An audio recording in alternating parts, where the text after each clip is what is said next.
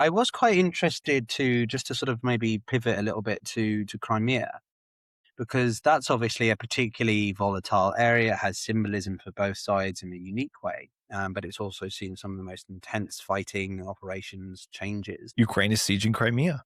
I started talking about this. It's one of the first things I started talking about when I started my YouTube channel. It would have been like 2 years ago. And at that time, I was told this would never happen. It's insane. This is propaganda. Like, what drugs am I on? But my thesis was watching the trajectory of drone warfare and watching what Ukraine had already done to the Black Sea Fleet. And I said, look, Ukraine, with more time and more advances, can cut off Crimea from supplies, can cause Russian citizens to flee from Crimea over the Kerch Strait Bridge, which does them a big humanitarian favor as Ukraine, because it means that they can take back Crimea without having to, be an occupying force with millions of citizens there who don't want to submit to your government, that sort of thing. And it's happening. And it's not only happening, like, it's been more dramatic than I ever thought it would be in terms of the speed at which it's happening, the scale at which it's happening, the confidence with which it's happening. I don't know if you saw the interview with Magyar, which is the Ukrainian, drone commander who's responsible for the campaign. His language, I mean, people should watch the interview. It's incredibly confident. Like, this is a done deal. And that's not typical language that we see from the Ukrainian military in the past. They've been very hesitant to make strong statements and predictions because they, I think, knew how precarious the situation was. There's a lot of confidence. And so strategically speaking, Crimea, it's done for the Russians. Crimea is only a cost. There's no benefit to the Russians for fighting for Crimea other than, saving ego, and Putin's ego specifically. And now we see that campaign has not just happened to Crimea, but again, over and above my expectations, which I was told I was insane for thinking they'd even happen the way I thought they would. Now Ukraine has taken over essentially the Sea of Azov, and they're in the process of taking over the entire Black Sea, not just from a military standpoint, they did that a long time ago, but from a shipping standpoint. There's a whole nother topic there with the grain trade. I won't get into that, but it's pretty crazy what's happening there.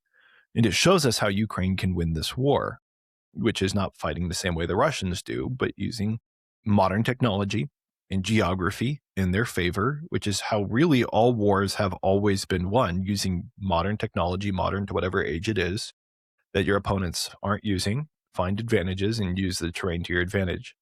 And we now even see the first in history, successful amphibious drone landings having been conducted by Ukraine. Now, it's just one that's happened so far. It's just an initial proof of concept, but it went really well. And I'll remind people that a couple of years ago, we were seeing drones dropping munitions on soldiers as a very first in modern warfare. And we've already come this far in about 4 years. Again, if you watch the interview with Magyar, the leader of Ukraine's drone forces, it's pretty fascinating, honestly, like stunning to me to realize the scale at which drone warfare has advanced, because he talks about the early days when the Ukrainians were just figuring it out and like strapping grenades to drones and dropping them on individual soldiers. And so my point in bringing all that up is, with these advances, when the ground robotics and the amphibious landings and that technology scales up, Ukraine really can take back Crimea without a massive human invasion.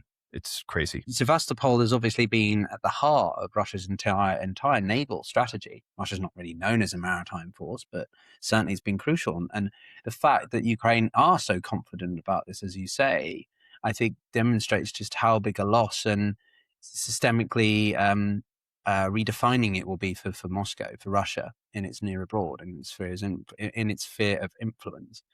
And yeah, I mean, the fact that the Ukrainians, it kind of goes back to what I said at the beginning of our conversation, right? The arc by which, the beginning point where Ukraine was barely able to function or be supported without the need of the United States, to now the confidence from the generals and the military staff able to say, we're going to take back Crimea. It's just a matter of when. I think Crimea is the encapsulation of just how much Ukraine has turned the tables, the balance of power has shifted. And why there's so much, I think also for people watching, there's quite a big emphasis. People often bring up to me just about Crimea. The front lines are important. Russia's economy is a particular facet which people are very interested in. But from a military standpoint, it always seems to be just specifically what's going on with Crimea, which is because I think it gives that real sense of momentum and the greatest amount of wow, Ukraine really does have this. So